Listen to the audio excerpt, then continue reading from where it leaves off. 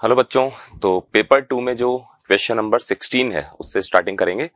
Chimney वाला question जिसमें कई बच्चे परेशान हुए हैं और थोड़ा सा सोचने में दिक्कत आ रही है कि किस तरह से चिमनी की वर्किंग होती है। तो बहुत सिंपल वे में समझेंगे और जैसा कि होता भी है।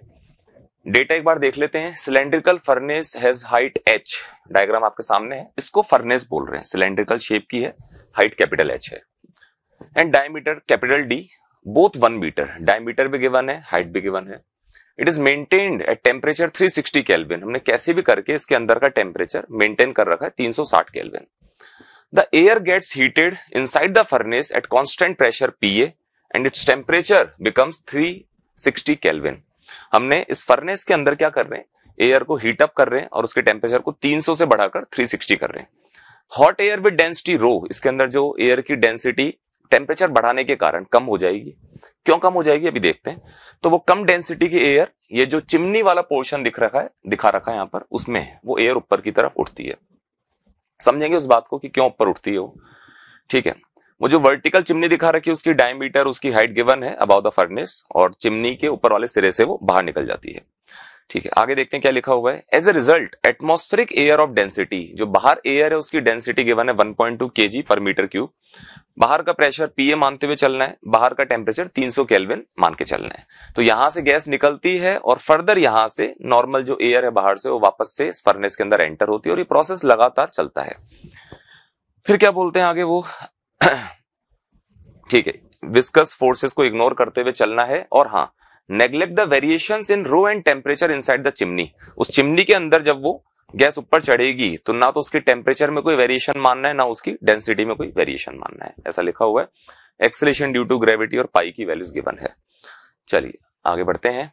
पहला क्वेश्चन है इसमें, considering the air flow to be streamline, streamline मानते हुए चलना है। स्टडी मास फ्लो रेट हमको बतानी है जहां से वो एग्जिट हो रही है चिमनी से। तो पहले मैं आपको कंसेप्ट समझाता हूं बच्चों कि क्या कंसेप्ट है। देखो बहुत सिंपल सी बात है। कलर चेंज करें अपन, येलो ले लेते हैं। ये वो चिमनी वाला पोर्शन है ना, उसके नीचे फर्नेस। ढंग से देखिएगा, बाहर जो एयर है वो नॉर्मल प्रेशर PA पर है, उसी लेवल पर यहां पर भी प्रेशर PA है। क्वेश्चन ने बोला है कि पूरी फर्नेस के अंदर प्रेशर को एक जैसा मानते हुए चलना है, तो फिर यहां पर भी प्रेशर PA होगा। यहां का मतलब है इस चिमनी के बॉटम वाले पॉइंट के ठीक नीचे, बाहर की बात कर रहा हूं, है ना, एक पॉइंट जस्ट आउटसाइड मार्क कर लेते हैं, इस पॉइंट की बात कर रहा हूं। इसके अंदर गैस को हीटअप करने से उसकी डेंसिटी कम हो जाती है। क्यों कम होगी? क्योंकि अगर यहाँ का प्रेशर कांस्टेंट है, आप सब जानते हैं ideal gas equation, P equals to rho RT by M। अगर मैं देखूं बाहर जो एयर जो एंटर हो रही है और इस फर्नेस के अंदर जा रही है, प्रेशर उसका PA मानते हुए चल रहे हैं, ऐसा क्वेश्चन में गिवन है, तो ये उसका चेंज नहीं हो रहा। R बाय M कांस्टेंट है उसके लिए, तो बोल सकते हैं डेंसिटी इनटू टेम्परेचर, ये जो प्रोडक्ट है क्या रहेगा बच्चों? कांस्टेंट। अब एयर जो बाहर से एंटर हो रही है उसकी डेंसिटी 1.2 थी, उसका टेम्परेचर 300 केल्विन था। अंदर आते फर्नेस में आते उसको हीटअप करते टेम्परेचर को बढ़ाते हैं, तो टेम्परेचर बढ़ेगा तो ये कंफर्म है कि उसकी डेंसिटी कम हो जाएगी। एक काम और कर लेते हैं, उसकी डेंसिटी कैलकुलेट करके रख लेते हैं फर्नेस के अंदर।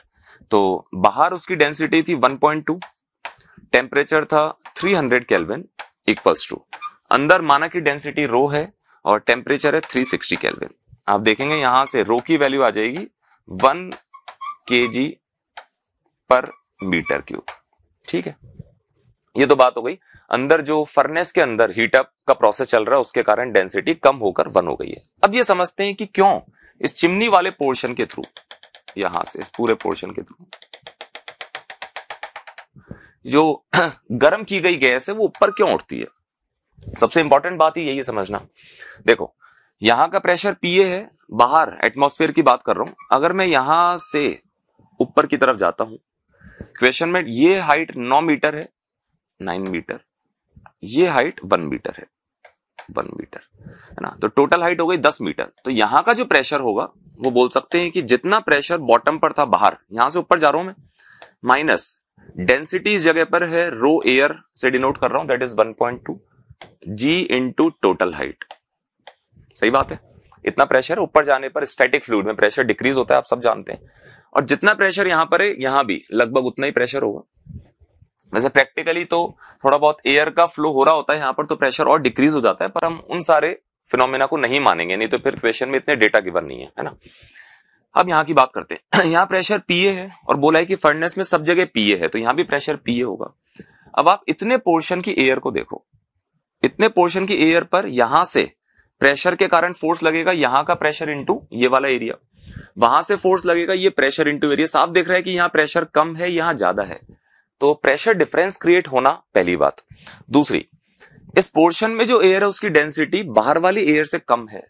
तो दो चीजें हैं, दो कंसेप्ट हैं, वो मिलकर इस अंदर वाली एयर को ऊपर की तरफ पुल कर रहे हैं। पहला कंसेप्ट प्रेशर का डिफरेंस क्रिएट होना, दूसरा कंसेप्ट अंदर की एयर की डेंसिटी का कम होना। ये डेंसिटी का कम होना इसलिए बोल रहा हूं क्योंकि हो सकता है कुछ बच्चे ऐसा सोचें कि सर ऐसा तो बाहर भी है कि यहां का प्रेशर ज्यादा है, यहां का प्रेशर कम है। अभी अभी समझाया आपने कि ऊपर जाने पर स्टैटिक फ्लूइड में प्रेशर कम होता है। तो अगर यहाँ ज्यादा प्रेशर है, यहाँ कम प्रेशर है, तो यहाँ की जो एयर है नॉर्मल, वो ऊपर क्यों नहीं उठती है? फिर अगर प्रेशर डिफरेंस ही उसको उठाता है तो यहाँ भी एयर ऊपर उठनी चाहिए। पर लफड़ा ये है ना कि यहाँ पर अगर मैं एक एयर कॉलम लूं, उसका जो वेट होगा उसकी डेंसिटी के अकॉर्डिंग, है ना, वो उस प्रेशर डिफरेंस के फोर्स से बैलेंस हो रहा होता है।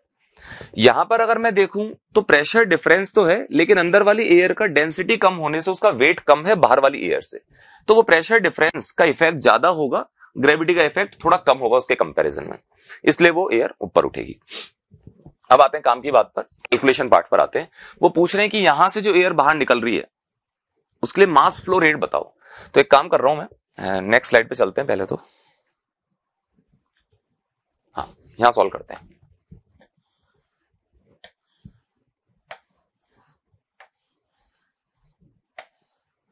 एक पॉइंट बच्चों में इस चिमनी का जो बॉटम है उसके ठीक नीचे अज्यूम कर रहा हूं, माना कि ए, एक पॉइंट चिमनी के जस्ट अंदर अज्यूम कर रहा हूं पॉइंट बी, और मुझे पता है कि यहां से वहां तक ये जो एयर का फ्लो हो रहा है इस दौरान डेंसिटी चेंज नहीं हो रही है, डेंसिटी 1 हम निकाल चुके हैं। क्योंकि अगर डेंसिटी बदल रही होती तो मैं बर्नौली इक्वेशन जैसा हम स्टैंडर्ड जानते हैं उस फॉर्मेट में लगा नहीं पाता। जैसे लास्ट ईयर इक्वेशन आया था जिसमें डेंसिटी बदलती है तो बर्नौली का रूप भी बदलना पड़ता है, फिर उसको अप्लाई करते हैं। पर यहां कोई लफड़ा नहीं है क्योंकि यहां से वहां तक 1 kg पर मीटर क्यूब वाला फ्लूइड या एयर फ्लो होते हुए जा रहे हैं। एक काम कर रहे हैं, एक पॉइंट जस्ट चिमनी के बाहर ले लेते हैं, है ना, ये बी और सी लगभग आसपास ही है, और एक पॉइंट में यहां पर डी ले रहा हूं बाहर। ठीक है, पहले मैं बर्नौली लगा रहा हूं पॉइंट ए और बी के बीच में। आप देखें यहां 0 लेवल मानते हुए यहां का प्रेशर पी ए, रोजीएच वाली टर्म 0 हो जाएगी। माना कि यहां इस एयर की स्पीड सपोज v1 है और b वाले पॉइंट पर या c वाले पॉइंट पर एक जैसी बातें हैं, माना कि स्पीड v2 है, तो यहां पर आएगी term plus half rho that is 1 v square मतलब v1 square equals two point b का प्रेशर। पॉइंट b का प्रेशर मुझे पता नहीं है, मान लेते हैं एक बार के लिए पी बी से डिनोट कर रहा हूं, या उसको आप पी सी भी बोल सकते हैं क्योंकि बिल्कुल लगभग एक ही पॉइंट है वो, है ना। तो ये हो गया इस जगह का pressure plus half rho v2 square plus रो g इंटू h, ये h हो जाएगा अपना 9 मीटर। अब आप देखें, अब मेरा अगला टारगेट है कि मुझे pb या pc का प्रेशर पता करना है इन टर्म्स ऑफ pa। तो मैं काम कर रहा हूं, यहां से 10 मीटर ऊपर जा रहा हूं, स्टैटिक फ्लूइड में ऊपर जाएंगे तो यहां का प्रेशर अगर मुझे लिखना होता तो मैं ऐसे लिखता, pa यहां का प्रेशर माइनस रो, बाहर जो एयर है उसका ध्यान रखना है, डेंसिटी 1.2 है, g इंटू हाइट 10। और बच्चों यहां का जितना प्रेशर है उसी लेवल पर, इसी लेवल पर यहां भी उतना ही प्रेशर होगा, तो इसमें पीबी या पीसी की जगह मैं क्या पुट करने वाला हूं, ये वाली वैल्यू पुट करके देखें।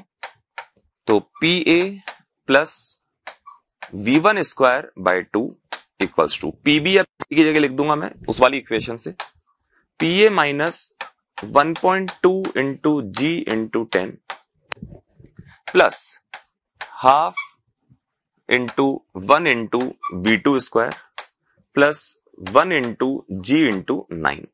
सही है। अब दूसरी बात, यहां का एरिया ऑफ क्रॉस सेक्शन काफी ज्यादा है यहां के कंपैरिजन में, ऐसा क्वेश्चन में डेटा गिवन है, तो हम बोल सकते हैं कि यहां जो स्पीड होगी बहुत ही कम होगी v2 के कंपैरिजन में। तो अप्रोक्सीमेशन क्या लगा रहा हूं कि v1 बहुत बहुत कम है v2 से। अगर ऐसा मान लेंगे तो मैं इस v1 वाली टर्म को नेग्लिजिबल मान लूंगा इस v2 के कंपैरिजन में, pa से pa में कैंसिल आउट कर चुका हूं। उस इक्वेशन में एक ही अननोन है v2, आप सॉल्व करेंगे तो v2 की वैल्यू आ जाएगी बच्चों आपके पास √60 मीटर पर सेकेंड। अब मेरा टारगेट था यहां मास फ्लो रेट निकालना, तो मास फ्लो रेट होता है dm बाई dt, जिसको मैं लिख सकता हूं रो ए वी, इसमें वैल्यू पुट कर लेते हैं रो ए वी। डेंसिटी है उस एयर की जो ऊपर उठ रही है 1 kg पर metre cube. Area of cross section है वहां पाई इंटू रेडियस का स्क्वायर, डायमीटर अगर 0.1 है तो रेडियस 0.1 की हाफ होगी, है ना, तो पाई आर स्क्वायर। वी हमने अभी भी पता करा √60।